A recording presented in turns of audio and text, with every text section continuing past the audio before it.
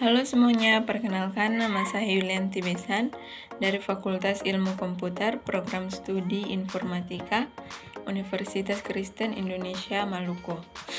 Di sini saya akan mempresentasikan tugas tentang interaksi manusia dan komputer.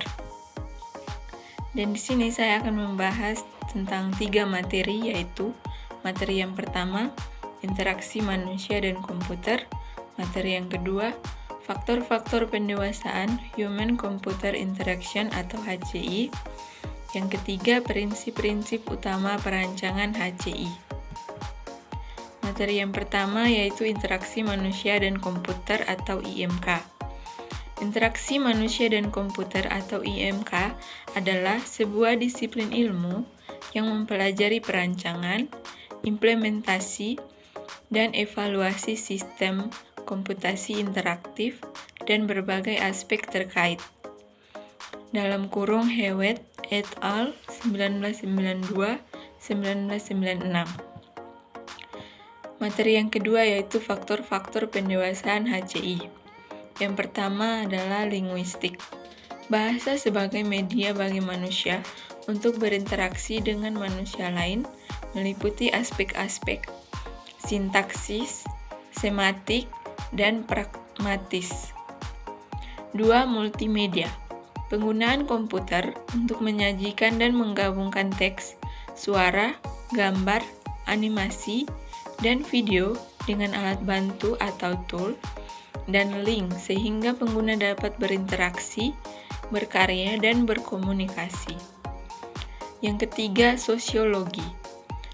Dalam dunia internet, munculnya situs-situs social networking yang mendukung interaksi antar manusia dan komputer. Yang keempat yaitu antropologi.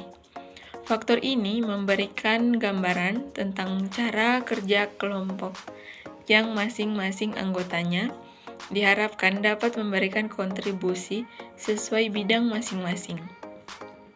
5. Kecerdasan buatan.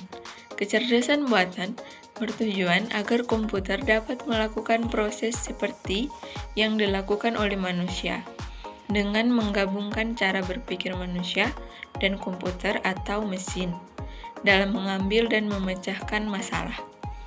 Yang keenam yaitu matematika. Pembuatan suatu software haruslah efisien dalam perhitungan matematika.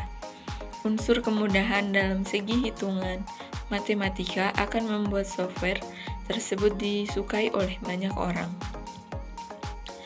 Yang ketujuh yaitu psikologi.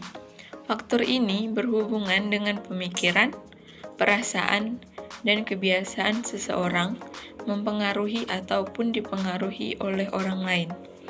Ergonomi. Mempelajari karakter fisik dari interaksi yang juga disebut dengan faktor manusia. Dan yang terakhir yaitu rekayasa perangkat lunak. Faktor ini dapat menciptakan suatu program yang efektif, efisien, dan user-friendly, sehingga dapat menghasilkan suatu program maupun mesin yang mudah dipahami oleh user. Materi yang ketiga yaitu prinsip utama perancangan HCI. Yang pertama yaitu robustness. Interaksi manusia dan komputer yang baik dapat berupa frase-frase menu atau error handling yang sopan.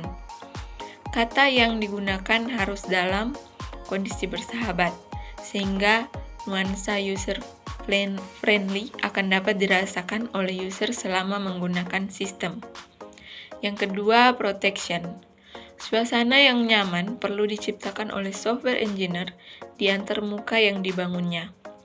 Nyaman di sini adalah suasana di mana user akan betah dan tidak menemui suasana kacau ketika user salah memasukkan data atau salah eksekusi. Yang ketiga yaitu simplicity. Kesederhanaan perlu diperhatikan pada saat membangun antarmuka. Kesederhanaan di sini lebih berarti sebagai hal yang ringkas dan tidak terlalu berbelit. Yang keempat yaitu flexibility. Fleksibel merupakan bentuk dari solusi pada saat menyelesaikan masalah. Software engineer dapat membuat berbagai solusi penyelesaian untuk suatu masalah.